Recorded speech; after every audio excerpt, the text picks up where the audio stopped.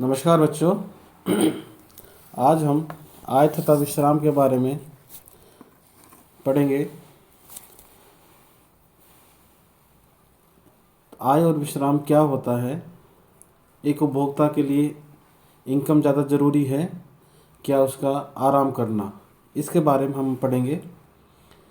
तो व्यक्ति उपलब्ध समय को दो भागों में बांट सकता है, काम के घंटे जिसे हम श्रम की पूर्ति तथा विश्राम,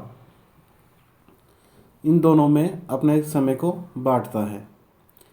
जिस शारीरिक व मानसिक क्रिया से उत्पादन का सृजन है या सृजन होता है तथा आय की प्राप्ति हो, उसे श्रम कहते हैं। ऐसी स्थिति में उपभोक्ताओं या श्रमिकों का उपयोगिता फलन इस प्रकार होगा: U equal to G L और Y। यहाँ पर W काम के घंटे हैं और हम समय को W प्लस L इसमें डिवाइड कर सकते हैं। तो यहाँ पे U कुल उपयोगिता, G फलन, L विश्राम, Y इनकम आय। ऐसी स्थिति में उदासीनता वक्र का समीकरण होगा U equal to G bracket L और Y। इसका कुल अवकलज करने पर du dl प्लस y के रेस्पेक्ट में कर रहा है dy equal to 0। du upon dl बराबर होता है g1, तो इसकी जगह अपन g1 लिख दें। dl plus g2 dy equal to 0, g2 dy equal to minus g1 dl। तो ये उदासीनता वक्र का ढाल होगा dy upon dl equal to minus g1 upon g2। अगर अपन इसको रेखा चित्र द्वारा समझें तो अपन को L और W OY एक्स पे और OY इनकम OY एक्स पर, यहाँ पर T और L दोनों विपरीत दिशा में चलते हैं। अगर आपको काम के घंटे बढ़ाने हैं तो विश्राम कम होगा, और अगर आपको विश्राम बढ़ाना है तो काम कम करना होगा। तो इसका ढाल निकल के आता है dl upon dl dy upon dl is equal to minus g1 upon g2। अतः उदासीनता वक्र का ढाल विश्राम की सीमांत उपयोगिता तथा आय की सीमांत उपयोगिता के अनुपात के बराबर होगा। इसे आय के लिए विश्राम की प्रतिस्थापन की सीमांत दर कहते हैं। मजदूरी की रेखा तथा आय रेखा डायग्राम द्वारा OY पर तो y इक्वल टू RW होता है। नीचे अक्ष पर अपन T और W लेते हैं, काम के घंटे और विश्राम, इधर इनकम लिखते हैं। तो y इक्वल टू I होती है, W काम के घंटे, R मजदूर की दर। तो इसका ढाल होगा RW अपॉन W, यानी कि R मजदूरी की दर। श्रम का साम्य कहाँ पर होगा? श्रम का साम्य वहाँ पर होगा जहाँ पर मजदूरी की दर को उदासीनता वक्र स्पर्श करे। जहाँ मजदूरी की रेखा उदासीनता वक्र को स्पर्श करती है वहाँ उपभोक्ता का साम्य होता है। उदासीनता वक्र का ढाल मजदूरी रेखा के बराबर होता है, यानी G1 upon GR is equal G1 upon G2 is equal to R। ये श्रमिक के उपयोगिता का अधिकतम करण की प्रथम क्रम की शर्त है।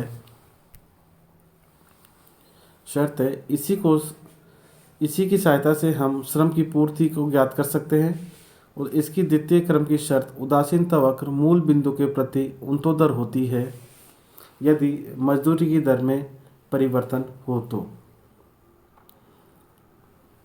अतः यह स्पष्ट है कि श्रम के पूर्ति वक्र का निरूपण उपयुक्त अधिकतमकरण की प्रथम क्रम की शर्त के आधार पर किया जाता है।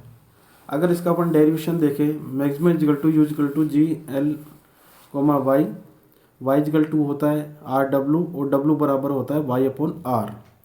सब्जेक्ट टू होता है T equal to L plus W. तो टी यहाँ पर हमें समय है, एल विश्राम है, डब्लू काम के घंटे है।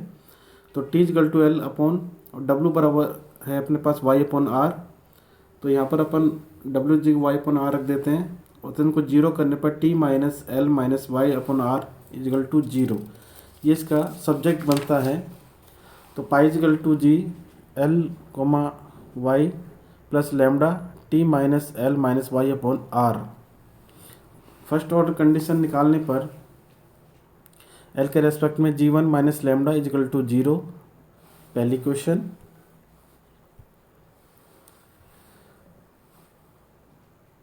वाई के रेस्पेक्ट में G two minus pi upon R equal to zero, second equation. और लैम्डा के रेस्पेक्ट में करें तो T minus L minus Y upon R equal to zero, ये थर्ड इक्वेशन।